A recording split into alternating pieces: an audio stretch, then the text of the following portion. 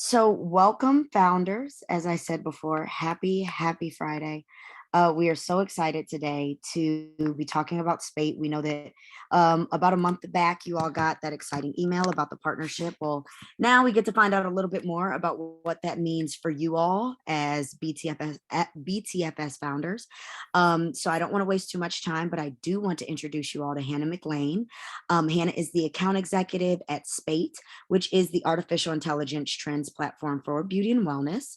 Prior to joining SPATE, Hannah worked in ad tech and media sales, where she found her passion for data and its ability to influence decisions. So I will let her take it away. As you all can see, she has a fabulous presentation that she is ready to share. And again, like all BTFS sessions that we do, feel free to drop your questions in the chat. Feel free to hop in. We want to make sure that this is as interactive as possible and that you all get what you need from this. So Hannah, I will let you take it away, and thank you for joining us.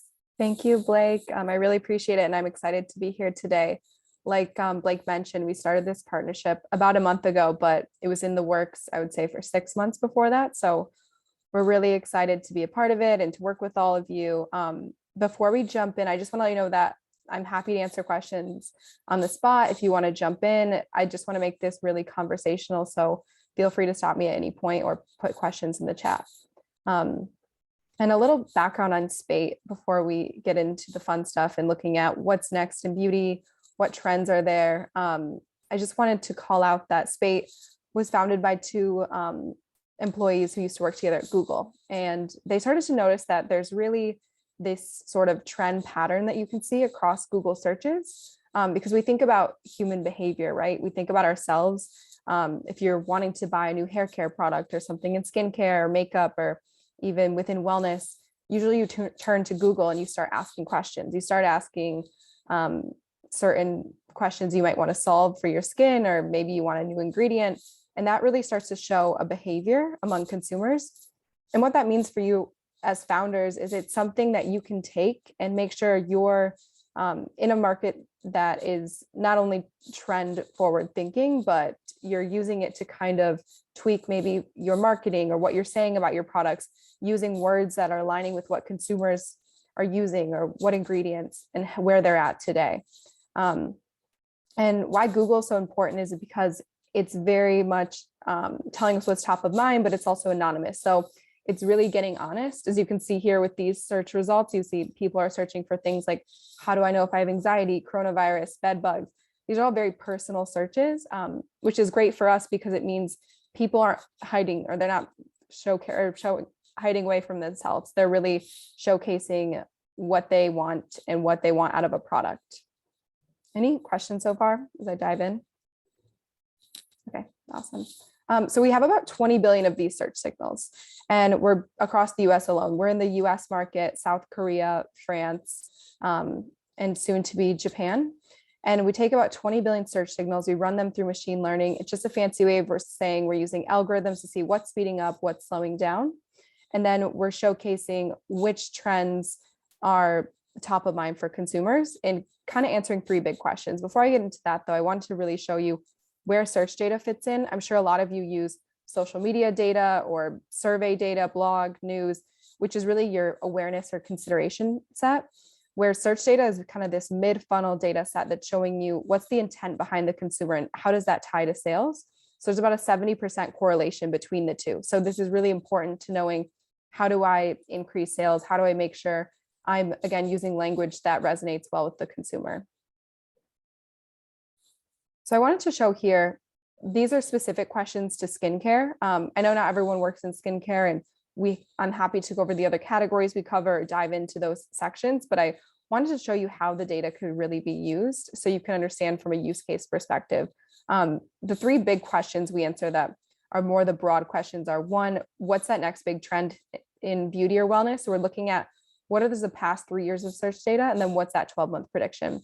Second question is, what are those brands that are top of mind? So looking at what's the competitive landscape. So you can see how your brand kind of tees up against other brands, and how do I own that market? How do I gain market share where other brands are winning in a really competitive space?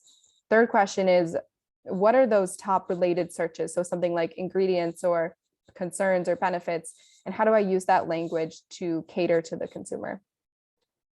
So we're looking at question 1 specifically to skincare. It's what are trending concerns in skincare? And concerns have been a big area for skincare in general.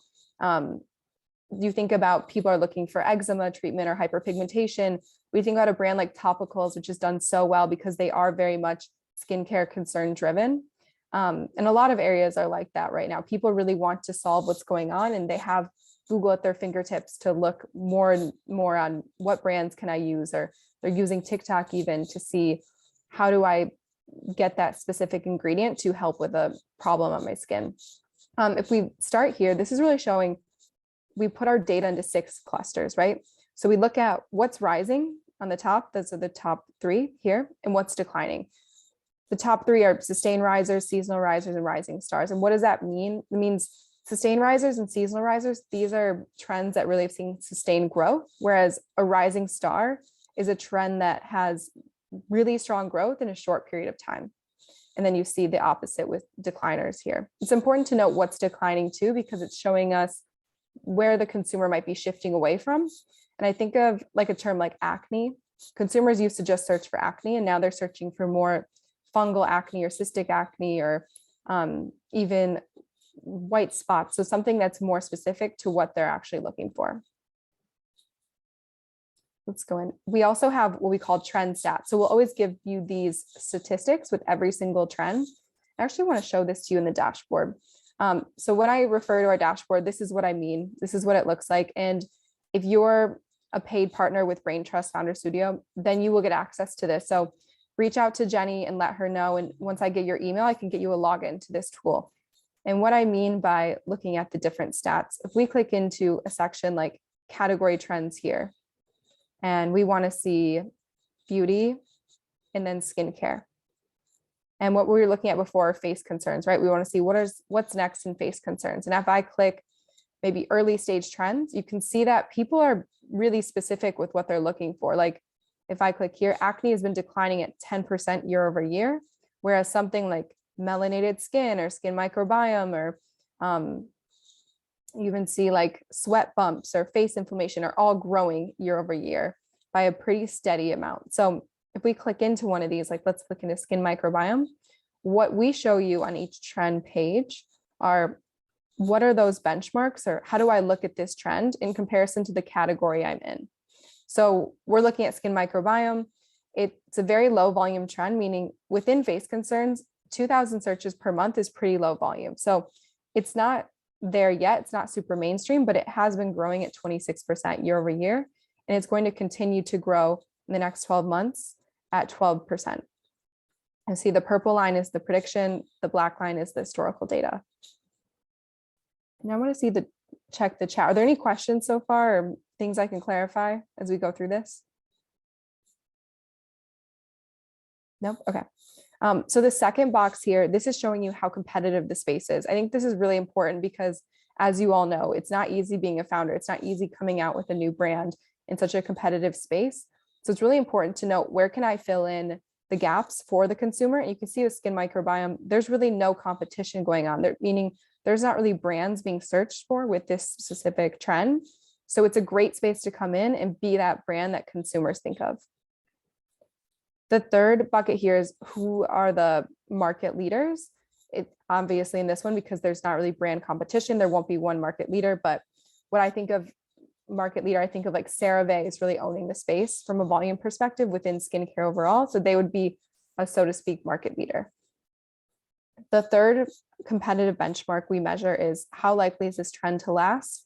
So if we look here, it's our algorithm is saying it's very likely to last. And you can always see what are the specific confidence scores here by looking at the box. So this is the first example of seeing what's next in skincare in terms of face concerns. The second question I had prepared for you is, let me go into this. Looking at rising ingredients in skincare. On the call, is ingredients important to everyone on the call? Is this something that's top of mind? Are you looking to what's next? Yeah, can we get thumbs up? Okay, cool. Okay, perfect. Okay, we had one for fragrance. Okay, that's a great example. So let's actually go through fragrance because I want to make sure we're doing demos that are relevant to everyone on the call. So if anyone wants to jump in or say like, I want to do this category, happy to go over that. So if we're looking at what ingredients are top of mind within fragrance for consumers, I'm going to go back to the home section here of the dashboard. You can click into industries and then click into beauty. We're going to click fragrance and then let's look at personal fragrance. Under personal fragrance, and we do this for every category, keep in mind, you can see what are the top related searches, and then you can click on ingredients here. And you can note here that vanilla comes up as number 1 in terms of volume. But if we want to see really what's driving the category, we can look at increase right here. So we can see that rose is really gaining traction, or carbon, water, gardenia.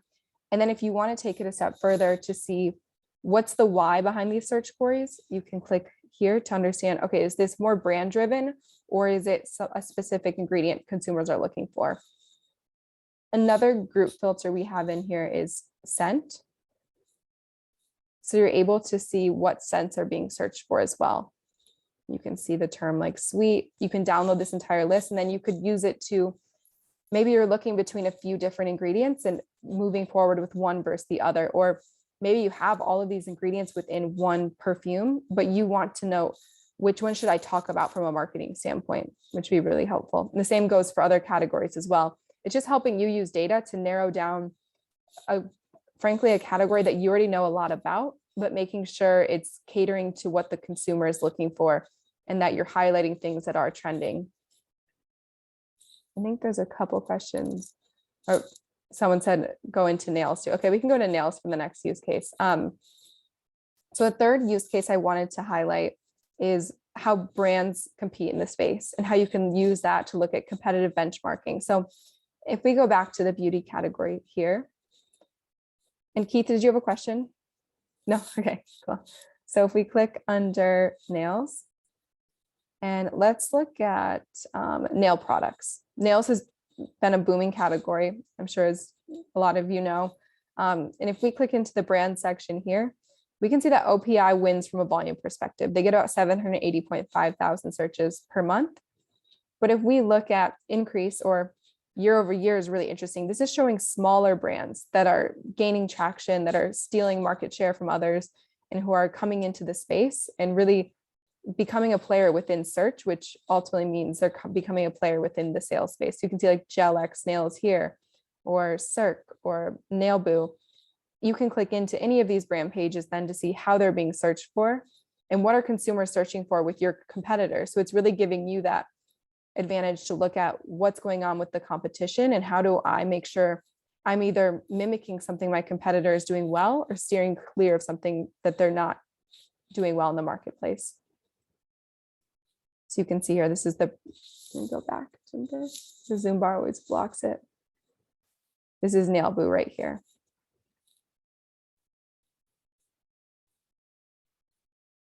You can see that Nail Boo gets an average of 57.2 thousand searches per month, and they've been growing at 75.4% year over year, which is a huge growth number to have as a brand. It's really amazing. They're going to continue to grow 22% in the next 12 months. I want to call out that this number right here, the 12-month prediction, has about a 76% accuracy rate. So it's a really high rate to have accurate. It means out of 100 times we're looking at a trend, we get it right 76 times. So that's a good question. How does a brand make the list? We have two sets of data, right? We have our Google search data. So it's about what consumers are searching for in Google, but we're also scraping the internet for key terms, key brands, anything in beauty and wellness to add it to our dashboard. Those are the first two ways we're adding brands. We also have this other feature called Suggest, where we have about 165 beauty and wellness clients in our dashboard. And anytime they might read an article or see a new brand or see a new trend, they have the option to suggest it. So let's say Nail Boo wasn't already in here. You could click this suggest button and our team will see, is there enough search volume behind this brand to have it added to the dashboard? Does anyone have an example of a brand they're hoping to see or want to see if it's already in the dashboard?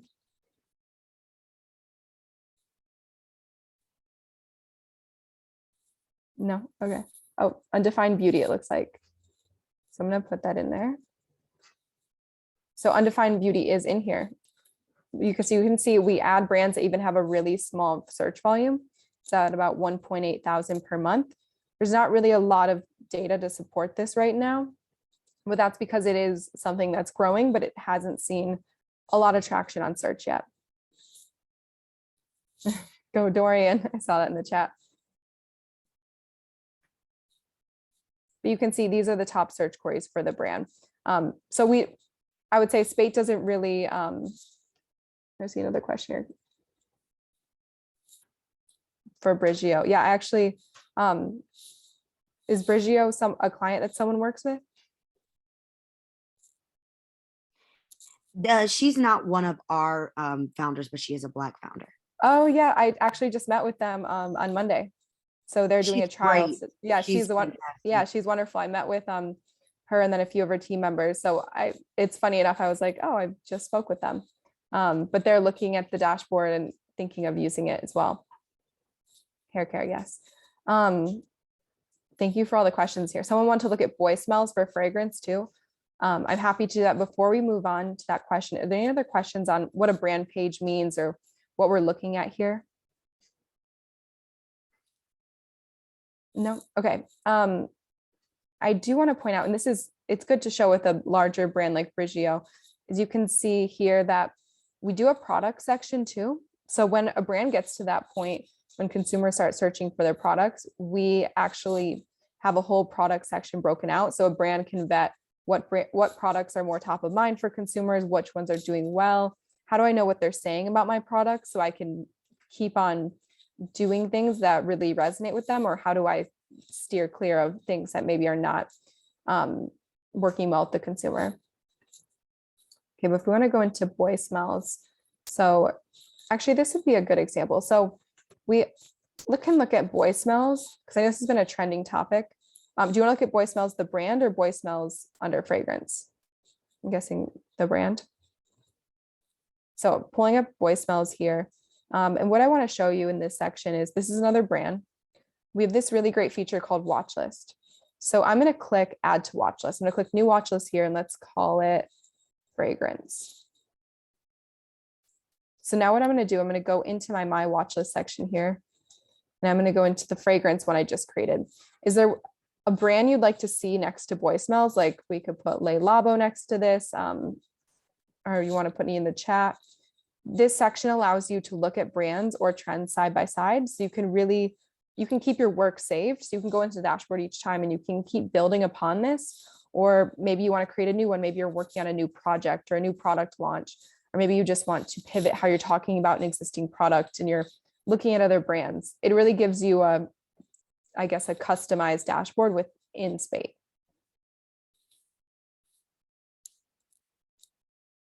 Of course. Thanks for the question. So this is another feature I just wanted to highlight, and then you can continue to add brands or add trends and then remove them here. Next, I wanted to show you our spotlight section. So in addition to offering data and offering you insights, we also offer reports.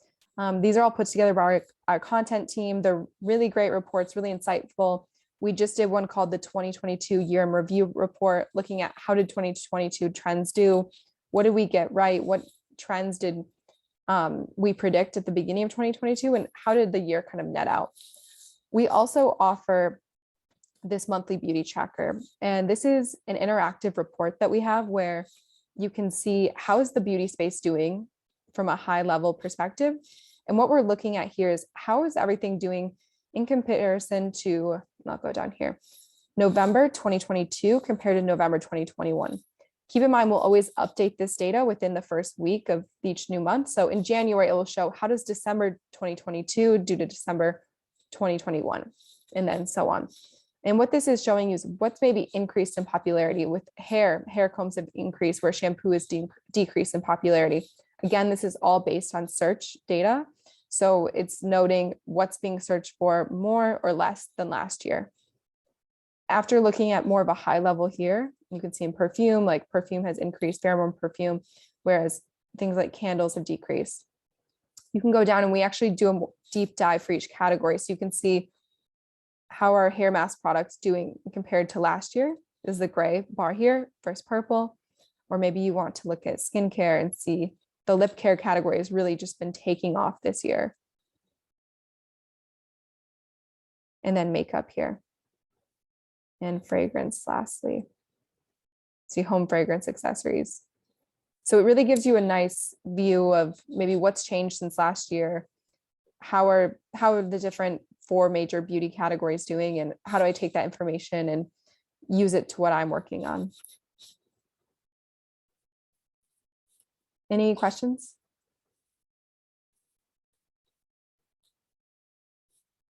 No? Okay, let me jump back in our deck. I'm going to share this whole deck with you as well, but I wanted to jump in a little more into who we work with at SPATE. So you can see that we work with brands that are bigger, like a L'Oreal or Estee Lauder, but we work with a lot of smaller brands as well. And we don't only work with brands, we'll work with the agencies, we'll work with manufacturers, suppliers, maybe a VC or a PE firm. So really it's anyone across the beauty and wellness space that's looking to get insights into data and how can I use those to have better use cases or to really work with my consumer on a different level. These are the 3, I'd say, main teams we usually work with. So a lot of product development, marketing teams, and then sales teams. These are some specific use cases for product development. So we're looking at how do you confirm and validate a hypothesis for new product development, looking at like different trend projections and confidence scores. The second use case here is spot new trending ingredients that will impact beauty and wellness. And then also identifying early stage product trends. So looking at what might be something that's not really mainstream, like we looked at with skin microbiome. And Winky Lux really did that they were launching a new product and they were working with us and they noticed that facial rollers were taking off. So they decided to launch their product alongside a facial roller, which really gave them a competitive advantage and helped increase their sales. Are a lot of people on the call more product development side, marketing? I know you're all founders, but I didn't know if you lean a certain way or have that background.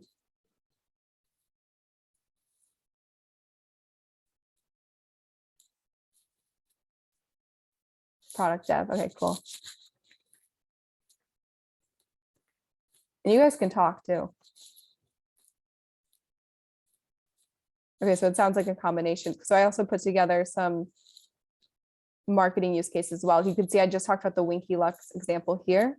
We also have Hero Cosmetics we worked with. They were coming out with this new Super Force Shield mist during COVID, and they were trying to decide what ingredients do I really highlight? And I'm sure, like, there are several ingredients go into a product, but how do you know what to talk about? How do you know what to really showcase on the product? And that's what they came into SPATE and noticed that things like elderberry and vitamin C were trending, and that's what they were going to call out on their product naming. These are a few examples for marketing and PR. So first one being identifying new claims for messaging and communications, like we went through before. So how do I look at new benefits or concerns? How do I decide between the word glow or tinted? And to some people that might seem so small or so minuscule, but for you as founders, that's very important for your messaging or very important for your product naming moving forward. The second use case here is spot new topics and questions for content development. So when you're putting together a social media post or you're putting together a long-term marketing strategy, how do I know what messaging I want to talk about? Maybe I'm a hair care company. I'm noticing that glass hair is trending within the SPATE dashboard, and it's something I want to talk about in relation to my products. And the third use case is determining keywords for product naming and SEO. So looking at the keyword list and knowing maybe I should highlight these on my website so I can use them for SEO to make sure that people are using my site or they're visiting my site and I'm getting more web visitors. And these are the 2 examples I have for marketing communications. The first one is with Biossance. They really used us for, again, helping with the naming convention. So calling out squalene alongside vitamin E, because squalene wasn't really trending at the moment, but they wanted to make sure they had an ingredient that already was familiar to consumers. And then Armani Beauty used us for their newsletter they send out each week so that they know, what do I talk about right now? What's different from October might be a different lip color that's in December. So you really want to be mindful of those small things that go into your business, as well as those higher level macro trends as well. And the third one I have here is, I know most of you said product development and marketing, so I'll just kind of briefly go over this one, but I think this will be really important to you as founders. Because I know a lot of you are probably working with new retailers or talking about getting your products on the shelves, and how do you do that? So you can go into SPATE and maybe you are within, let's look at the hair care space, and maybe you're actually, let's look at early stage, you have a hair growth gel. Let's say this is an example. You can come to Sephora and you can take screenshots from our dashboard, or maybe it's Ulta, or maybe it's Target, really any retailer, and you can show them, pull this up, this hair growth gel slide. You can screenshot it and then tell them that, hey, look at this trend has been growing at 180.6% year over year, and it will continue to grow at almost 18% over the next 12 months. This is why you need my product on your shelves. That's high level. And then you can even get into, look at how my brand is doing against other brands, or this is the gap that I'm filling, and this is the data to support it. And I think that's what's going to be really helpful, is just having that second viewpoint or that data to back what you're saying, because you are all experts in the space. You are all doing amazing things. Obviously, you're all founders, but how do I make sure that my story is being told in a way that's data forward and data backed?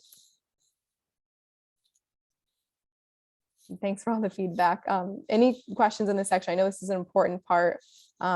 And I wanted to note that you can use those watch lists too. You can screenshot them and highlight those as well. Put a list of competitors together and show investors, show retailers, show people that you want to really showcase your brand to, and make them hear you in a conversation.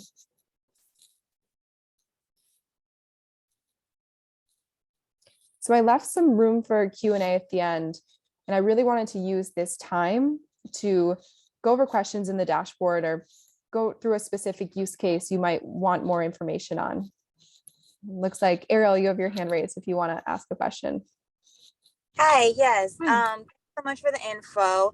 I wanted to know if this integrates with anything, like maybe like the Good Face project or something, where you're putting in your ingredients and it's kind of already spitting out these reports, or maybe I missed that in the beginning. No, we don't have a specific integration there, but that is a great question. And what I will call out is you can download any of the data here, and then you can combine it on your own. So what you could do is, let's say you wanted to see the top ingredients within base products. You would go down to our related search section, click ingredients, and then you'd be able to export this data so that you could have it and you could import it into another system or look at side by side. Got it. Okay, sounds good. Thank Yeah. you. Of course. Any follow-up questions on that? Nope. Okay, I had another question in the chat from Jasmine, who asked if I can go back to the trends that showed melanated skin. Yes, of course. So I was in this category trend section, and I was under beauty and then skincare. I'm just gonna move the chat. Zoom always gets in the way here. And then face concerns. And what I did is, we have these three popular presets, right? We have early stage, which is showing trends that have lower search volumes because they might not be known by consumers yet, but they're rising, like melanated skin here. Late stage is showing trends that, like skin barrier, where they have higher search volume, but they're still growing. And then white space opportunity, that's where it's showing us trends that don't really have that high brand presence yet, like what we talked about before when we really went into skin microbiome, and we noticed there's not really a brand section that's too competitive at the time. So if I go back to early stage and I'm looking at melanated skin, we can pull this up here. So we can see, how has melanated skin been searched for the past 3 years? It has been growing at 46.2% year over year, and it's going to continue to grow at 18.5% over the next 12 months. There's not any brands being searched for at the moment with melanated skin. Not a lot going on in search queries. I think what this shows to me is consumers want products to help with melanated skins, or they are looking for brands like yourself to fill those gaps, but they're not really sure maybe what they need at the moment. So it's really showing an opportunity to me. And I wanted to see, let's see if it comes up as a related search.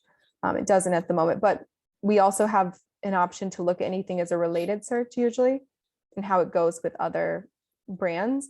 An example I could use here is like, we've been seeing the word glowy used a lot across the board.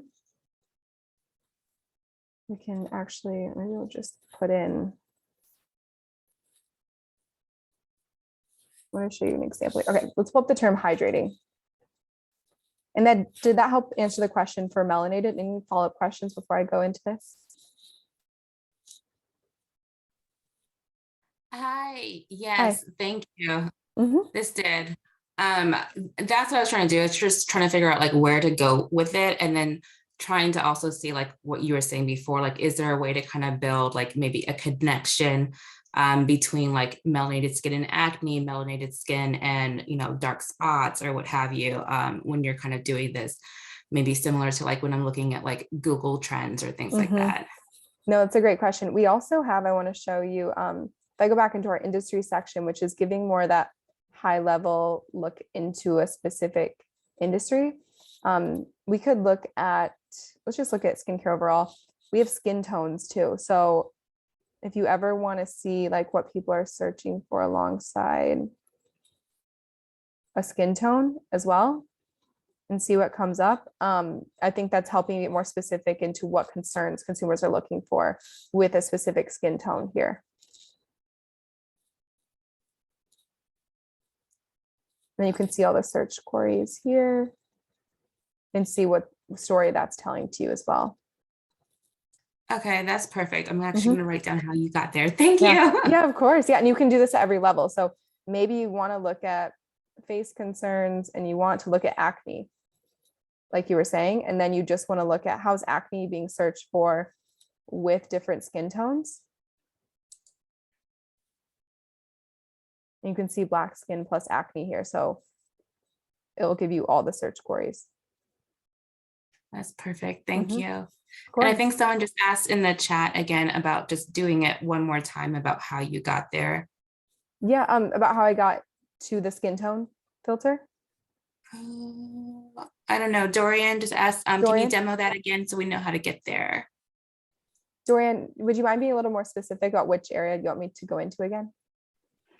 Just, excuse me, just the part related to how you got to the skin tone. I was trying Yeah, to of course. follow it, but I got lost. Okay, so whenever you're in our industry section, you can click into any category first off. And let's say you wanted to look at something more granular like acne. So skincare, and then let's click into face concerns, and then let's click acne here. Now, whenever you're on a page like this, we'll always have these group filters. The main ones are ingredients, product format, benefits, and concerns. That's why we have the top 4 here.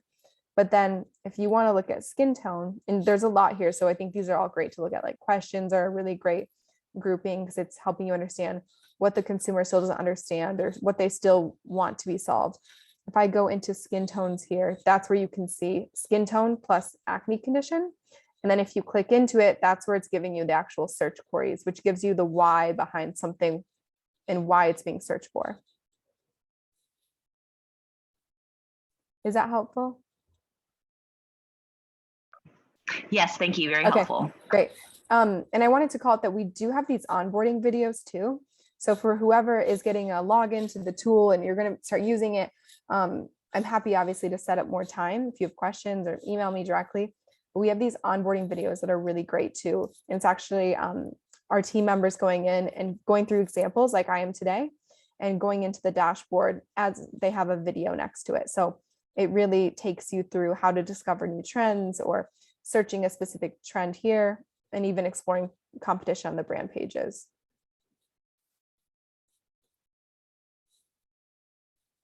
I might have, okay, thanks, Dorian. Any other questions?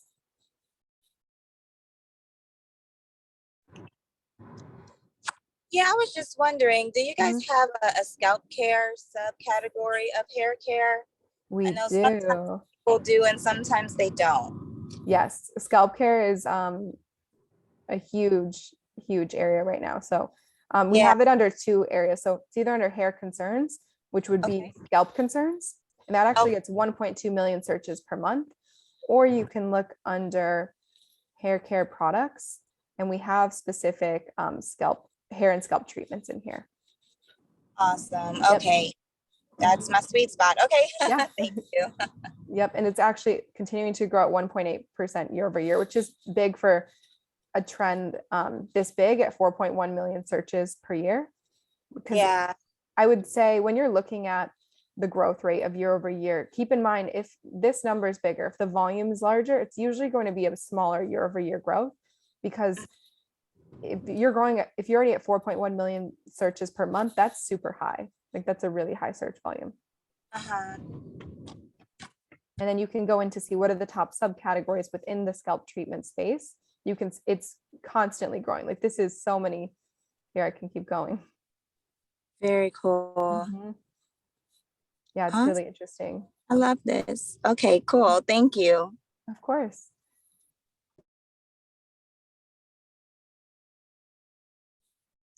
Any use cases anyone wants me to revisit, or questions, or specific, even I could look at other categories too, like if someone wants to look more at wellness or personal care, bath and body, happy to go through that.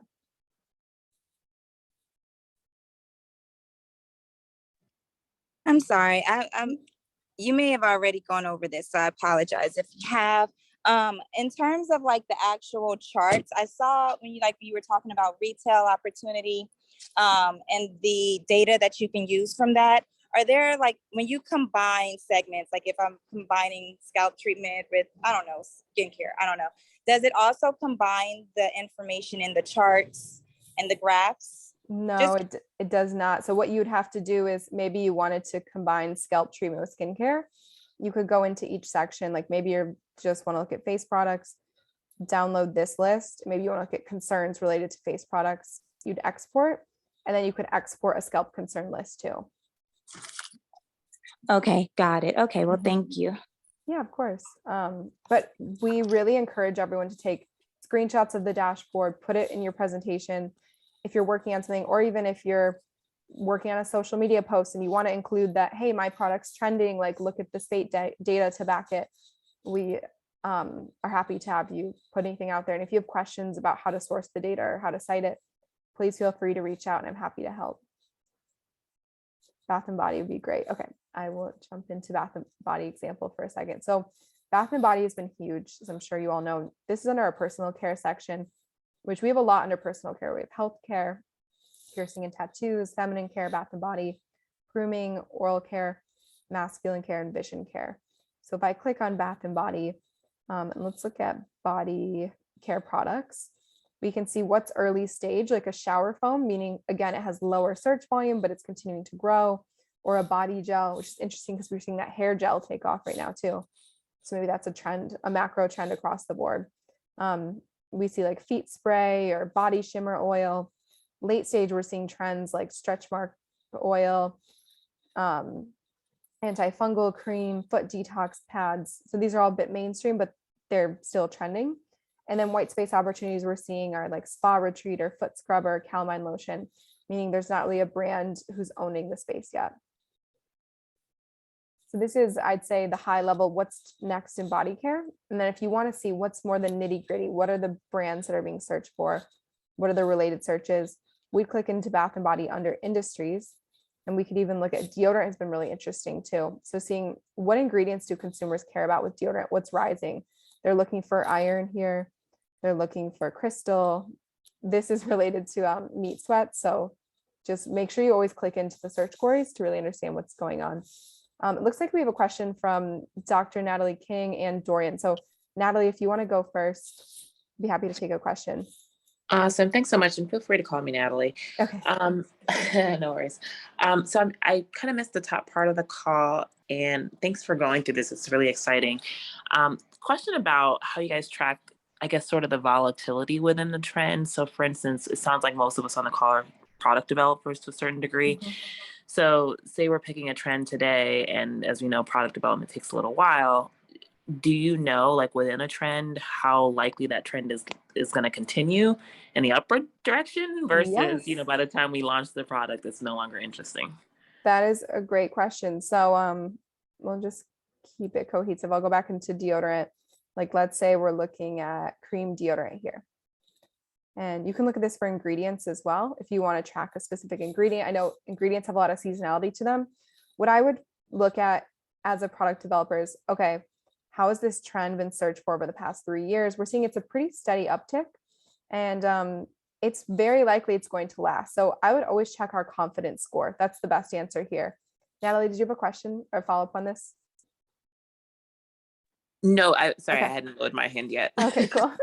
I was just making sure. So always look at our confidence score because we do give that 12-month prediction, but like you mentioned, it could take 2 years, 3 years. So if a trend's very likely to last, then I think move ahead. It's going to be a trend that you want to invest in that has our algorithm is a high confidence score it's going to last. If it says something like unlikely or uncertain, then I would say maybe be a little more cautious to moving forward and do your research more and be aware that this trend could be more volatile, like you were saying, because it could be what we call, there's a lot of TikTok trends or rising stars. So if I'm back in here, you can see, let's click actually beauty overall. We have all these trend clusters. A rising star is something that has really strong growth in a short period of time. So something like siren eyes or butterfly haircut, it's usually a little more looks driven because it's on TikTok a lot of times, but something like skin cycling or derma cream, these all have that really sudden growth, but we're not so sure if they're going to stick around. Hey, Hannah, something that I would suggest for people, instead of necessarily using the trend data to inform product development, you can use it as you build the back end of your website. So you optimize, either the hashtags that you're using on your TikToks, your Instagram, you optimize your website, the words that you use in like your blogs, so that, you don't have to have so much volatility in the product development. But when people are searching for these specific trends at certain moments, you're still coming up in the Google searches or on the Instagram and TikTok feeds. And that's something that you can do and change more quickly versus trying to move, is essentially the Titanic, every 9 to 12 months to fit, whatever trends, whatever word trends might be, popular at the moment. And that's a way you can kind of mitigate the volatility. So that's a great point. We actually have people who use the dashboard for both of those things. So SEO is a big use case, marketing, but we have a lot of product development teams in here too. And I think what to keep in mind about that is come with your hypothesis first. Don't let us be the only source you're using, but maybe help it guide you or give you that second opinion you're looking for to know, okay, I'm hitting the ball in the nose, I'm on the right direction. But that's a really great point that I think when you are worried about that volatility, maybe don't rely on the trend platform as much as when you use it for marketing or SEO. That makes perfect sense. Thank you both. Yeah. And was that Keith who jumped in? I just want to say thanks. Yep. Yeah. Okay. Thank you. That's a great point. Dorian, it looks like you had another question. Yeah, so I have two questions. So actually one is piggybacking on what you just discussed. So if that's the rising stars, is there also a place that shows negative sentiment or trends that are basically on the downward slide based on negative sentiment? Yes. So we have falling stars, which think about these as all the inverse of the other. Falling stars are a trend that usually had this huge amount of growth and then they suddenly started to fall. So a rising star can turn into a sustained or seasonal riser or a falling star. We also have things that are seasonal decliners or sustained decliners, meaning they've seen continued decline across the board. And this is great to use for maybe you're noticing like something's just not clicking or something's not working with the consumer. I have a great product. What's going on? Go in and check what language you're using to talk about the product with the consumer and make sure it is trending or it is rising. Maybe you need to switch out the word for glow for hydrating, or maybe it's a more macro level issue where you're talking about it as a pimple instead of cystic acne. So I think that's a great point, Dorian, is we want to see what's trending, but we also want to see what's declining and how do we position ourselves in the best spot so we don't miss those. Dorian, did you have another Thank question? you. Yeah, so the first question I was going to ask is related to retailers. I noticed that was a sub-segment. What will that actually mean? So if you were to go to a specific retailer, would it be consumers that shop there and what they are searching, or how does the retailer piece play into it? It just plays into like I'll pull up so let's say I was looking for face mask Target. That would pull into our dashboard. So it's not necessarily someone at a specific retailer, it's all the searches that are done with that retailer in mind. So I'm gonna actually too many tabs open now. I'm gonna go back into Got it. So it doesn't actually pull from their individual site. So when someone's on target.com, it's not pulling their search. We're actually pulling what are they searching for, which is indicative of what retailers are top of mind for a consumer depending on the category. So you'll see that it really changes. Like with right now, you can see like Sephora here with skincare.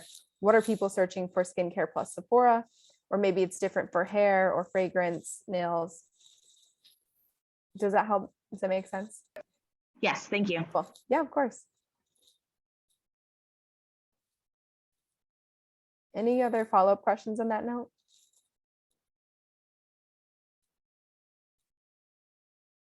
Okay, we have about 10 minutes left, so I probably have time for 2 to 3 more questions if anyone has them.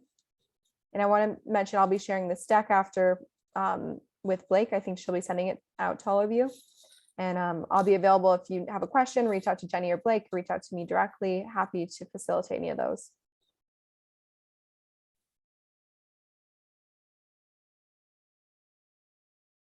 Any final questions before we jump? Okay, great. Blake, I think I'll give the floor to you then. All right. Well, I hope that you all enjoyed this as much as we did. Of course, as Hannah said, Jenny and I will be in touch with more, with a follow-up email where you all can get started and kick this off. Hannah, clearly everybody is super excited, as you can see by the chat. So thank you so much for joining us. This has been so informative, and we are claiming that all of our founders end up on the SPATE program so that we can get that going. So thank you all, and have a wonderful weekend. Thank you, everyone. Have a good weekend. Thank you.